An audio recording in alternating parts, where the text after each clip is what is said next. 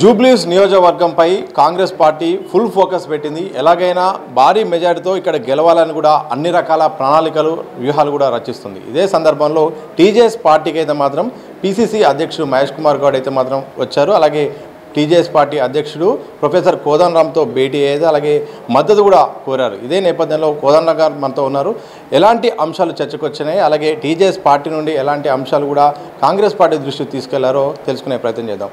Sir, ముందుగా TPCC అధ్యక్షుడు TJS పార్టీకి రావడం, అలాగే ఈ యొక్క పరిణామాన్ని ఎట్లా విశ్లేషిస్తారు? ఇది ఎందుకంటే చాలా రోజులుగా కలిసి పనిచేస్తున్నాం కదా. కేసీఆర్ నిరంకుశ పాలనకు వ్యతిరేకంగా కలిసి పోరాడుతూ వచ్చినాం. ఎన్నికల్లో కూడా మేము మద్దతు ఇచ్చినాం. అందువల్ల ఏంటంటే ఇప్పుడు ఈ జరుగుతున్న జూబ్లీ హిల్స్ ఎన్నికల్లో వారు వచ్చి మా మద్దతును కోరటం జరిగింది. ఈ సందర్భంగా మేము కూడా ఈ ఉన్న నేపథ్యాన్ని గురించి కొన్ని విషయాలు, ఆ నేపథ్యంలో పట్టించుకోవాల్సిన కొన్ని విషయాలను దృష్టికి తీసుకొచ్చినాం. ఒకవైపేమో నిరుద్యోగ సమస్య ఉంది. ఇదివరకు క్యాలెండర్ ఇచ్చారు, కొన్ని ఉద్యోగాలు భర్తీ అయినాయి. మధ్యలో కొంత ఎస్సీ వర్గీకరణ కారణంగా కొంత దాంట్లో గ్యాప్ వచ్చింది. దాన్ని దృష్టిలో పెట్టుకొని మేము ప్రధానంగా చెప్పింది ఏంటంటే, మీరు కొన్ని ఉద్యోగాలు అయితే ప్రకటన చేసే ఆలోచనతో గవర్నమెంట్ ఉన్నది, దానికి సంబంధించి ఒక క్యాలెండరు అనౌన్స్ చేయాలని. అదేవిధంగా ఈ ఉద్యమకారుల్లో అసంతృప్తి ఉంది, ఒక గుర్తింపును కోరుకుంటున్నారు ప్రధానంగా. ఆ గుర్తింపు ఇవ్వాల్సిన అవసరం ఉంది అనే దాన్ని కూడా మేము ఎత్తి చూపటం జరిగింది. మూడోది ఏంటంటే, తెలంగాణ జనసమితికి కూడా భాగస్వామ్యం కల్పించాలి మిత్రపక్షంగా అనేది గుర్తు చేసినాం. ఈ విషయాలపై కాంగ్రెస్ పార్టీ అధినాయకులు, పీసీసీ అధ్యక్షులు అంగీకరించి తప్పనిసరిగా ఈ విషయాలపైన మీకు సానుకూలంగానే ఉన్నాం, చర్యలు తీసుకుంటామని హామీ ఇచ్చిండ్రు.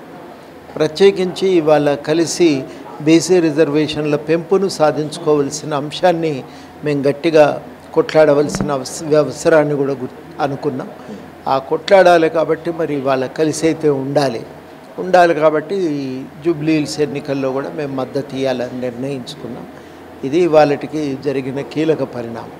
వివరాలు ఏం చేయాలి, ఎట్లా చేయాలనేది మేము పార్టీగా కూర్చొని మాట్లాడుకుంటాం. మళ్ళీ దానిపైన నిర్ణయాన్ని కూడా మేము ప్రకటిస్తాం. సార్, ఎన్నికల ముందు మీరు ఆ పార్టీకి మద్దతు ఇచ్చారు, కాంగ్రెస్ పార్టీకి మిత్రపక్షంగా పనిచేశారు. అలాగే ఆ పార్టీ నుండి కూడా మీకు కొన్ని హామీలు కూడా వచ్చాయి. ఇప్పుడు కాంగ్రెస్ పార్టీ అధికారంలో ఉంది. మరి పార్టీ నేతలకు మీరు కూడా చాలామందికి న్యాయం చేయాల్సిన అవసరం ఉంటుంది, వాళ్ళకు కూడా ఏదో రకంగా పదవులు ఇప్పించాల్సిన అవసరం ఉంటుంది. ఈ అంశాలను మహేష్ కుమార్ గౌడ్ దృష్టికి వచ్చినప్పుడు ఎలాంటి భరోసా హామీ ఇచ్చారు?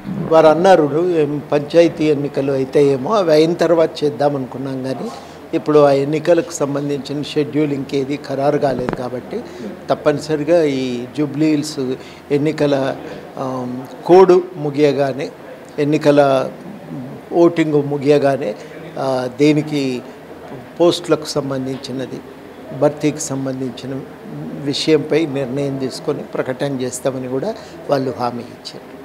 కాబట్టి అది సానుకూలమైనటువంటి స్పందనే కాంగ్రెస్ పార్టీ నుంచి వచ్చింది.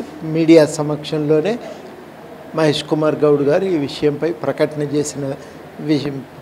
చేసింది కూడా అందరు చూసిండ్రు. కాబట్టి దానిపైన పెద్ద వివరణ కూడా అవసరం లేదు. సార్, ఉద్యమకారుల అంశాన్ని చాలా సందర్భాల్లో మీరు ప్రస్తావిస్తున్నారు. అలాగే చాలామంది ఉద్యమకారులు కూడా బయటకు వచ్చి మాట్లాడుతున్నారు. నిన్న కూడా కొంతమంది నామినేషన్ కూడా వేసే ప్రయత్నం చేశారు. ఈ అంశమును ప్రభుత్వము ఎందుకు ఆలస్యం చేస్తున్నారా అనుకుంటుంది? ఏమైనా సాంకేతిక అంశాలు ఉన్నాయా, లేకపోతే ఎందుకు ఈ విషయంలో ప్రభుత్వం లేట్ అవుతుందా? కారణం ఏందనేది తెలియదు, కానీ కారణము ఏదున్నా కానీ వాళ్ళ కీలకం ఏంటంటే ఉద్యమకారులకు గుర్తింపు అనేది చాలా అవసరం. అది 10 ఏళ్ల పాటు ఆ గవర్నమెంట్ పట్టించుకోలే. కాంగ్రెస్ అయినా వస్తే గుర్తింపు ఇస్తుందని మేము నమ్మినాము. కాబట్టి ఇప్పటికైనా కాంగ్రెస్ పార్టీ మాకు గుర్తింపును ఇవ్వాలి అని వాళ్ళు కోరటం జరిగింది. దానికి వాళ్ళందరూ కోరుతున్నారు. దాన్నే మేము ఇవాళ కాంగ్రెస్ పార్టీ అధినాయకులు మహేష్ కుమార్ గౌడ్ గారికి కూడా చెప్పినాం. రాష్ట్ర కాంగ్రెస్ పార్టీ అధ్యక్షులు మహేష్ కుమార్ గౌడ్ గారికి కూడా చెప్పినాం. చెప్తే వారు తప్పనిసరిగా దీనికి మాకేం వ్యతిరేకత ఏం లేదు కదా, కాబట్టి తప్పనిసరిగా దీనిపైన కూడా మేము చర్యలు ఉంటాయి, ప్రభుత్వం దీనిపైన కూడా నిర్ణయం తీసుకుంటుందనే మాట స్పష్టత ఇచ్చింది. సార్ జాబ్ క్యాలెండర్పై చాలా కాలంగా చర్చ నడుస్తుంది, మీపై కూడా కొంతమంది ఒత్తిడి తీసుకొస్తున్నారు, వినతి రూపంలో కూడా చెప్తున్నారు. జాబ్ క్యాలెండర్ అంశాన్ని కానీ ఉద్యోగాల నోటిఫికేషన్ సంబంధించిన అంశాన్ని దృష్టిలో తీసుకొచ్చినప్పుడు దానికి ఏమైనా సానుకూలమైన ఫలితం భవిష్యత్తులో వస్తుందని ఏమైనా భరోసా దొరికిందా? ఆ మాటే వారు ఇవాళ అన్నారు, చేద్దాం తప్పకుండా ఈ విషయం పైన మేమేం వ్యతిరేకం కాదు కదా అనే మాట వారు అన్నారు. కాబట్టి దాని విషయంలో ఇక భిన్నాభిప్రాయాలు ఏమీ లేవు. భిన్న అభిప్రాయాలు ఉంటేనేమో కొంత వాదోపవాదాలకు అవకాశం ఉంటుంది, ఏం లేదని అన్నారు. మాకు కూడా అంగీకారమే, మీరు అడుగుతున్న విషయాలు తప్పనిసరిగా వాటి అమలు కోసం మేము కూడా ప్రయత్నం చేస్తామని ఒక మాట ఇవాళ ఇవ్వటం జరిగింది. అన్నిటికంటే మించి ఏంటంటే 42% రిజర్వేషన్లను సాధించుకోవాలి. దాన్ని అమలులోకి తెచ్చుకోవటానికి చాలా సీరియస్గా ఒక ఉమ్మడి కార్యాచరణ అవసరాన్ని కూడా గుర్తు చేసినాం. దానికి వారు ఒప్పుకున్నారు. ఇవాళ మాకు కీలకం ఏంటంటే ఈ 42% రిజర్వేషన్ల సాధన కోసం ప్రయత్నం అయితే చేయవలసే ఉంది. ఆ ప్రయత్నాన్ని మేము సీరియస్గానే కొనసాగిస్తూ దాన్ని కొనసాగించడానికి ఇవాళ ఎన్నికలను ఆ నేపథ్యం నుంచి చూడవలసిన అవసరం ఉంది. కాబట్టి దానికోసం ఇవాళ ఎన్నిక అనేది ఒక అంశం మాత్రమే. దానికంటే కీలకమైన విశాలమైనటువంటి అంశము, చాలా విశాల ప్రజానీకానికి సంబంధించిన అంశం రిజర్వేషన్ల పెంపు. సో దాన్ని దృష్టిలో పెట్టుకొని మేము ఈ ఎన్నికల్లో కూడా కలిసి పనిచేద్దాం, మద్దతు ఇద్దామని నిర్ణయానికి వచ్చినాం. సార్, జూబ్లీస్ నామినేషన్లో భాగంగా చివరి రోజు చాలా వరకు భారీ ఎత్తున నామినేషన్లు కూడా వచ్చాయి, రైతుల నుండి వచ్చాయి. దాంతోపాటు ఇటు నిరుద్యోగులు కూడా నామినేషన్ చేశారు, మాల సంఘాల నేతలు కూడా చాలామంది కూడా వర్గీకరణ పైన కూడా చేశారు. ప్రధానంగా నిరుద్యోగులు అయితే మాత్రం జాబ్ క్యాలెండర్ పైన మాకు ఇవ్వాల్సిందే, ప్రభుత్వంపై ఒత్తిడి తీసుకురావడానికి ఇది ఒక అస్త్రంగా మేము చేస్తున్నామని కూడా చెప్పారు. అలా పోటీ చేయడం పట్ల, అలాగే నామినేషన్ వేయడం పట్ల మీ యొక్క స్పందన ఏంది? ఇది ఒక ప్రజాస్వామికమైనటువంటి ఆకాంక్ష. దాన్ని వ్యక్తీకరించడానికి వేదికలను వాడుకోవాలి కదా. వాడుకోవటం చాలా సహజము. ఇవాళ వాళ్ళు వాడుకుంటున్నారు. ఈ అంశాన్ని బలంగా ఎజెండా మీదకి తీసుకొచ్చిండ్రు. ఒక మంచి పరిణామం, ఇది ఆహ్వానించదగినటువంటి పరిణామమే. తప్పనిసరిగా ఇది చర్చలోకి వస్తుందని, దీనిపైన మరికొంత స్పష్టత కూడా సాధించుకోగలుగుతారని చెప్పి మేము కూడా మా వంతు కృషి మేము కూడా చేస్తూనే ఉన్నాం. అందుకని ఈ విషయాలపైన ప్రధానంగా మాట్లాడినాం మహేష్ కుమార్ గౌడ్ గారితో.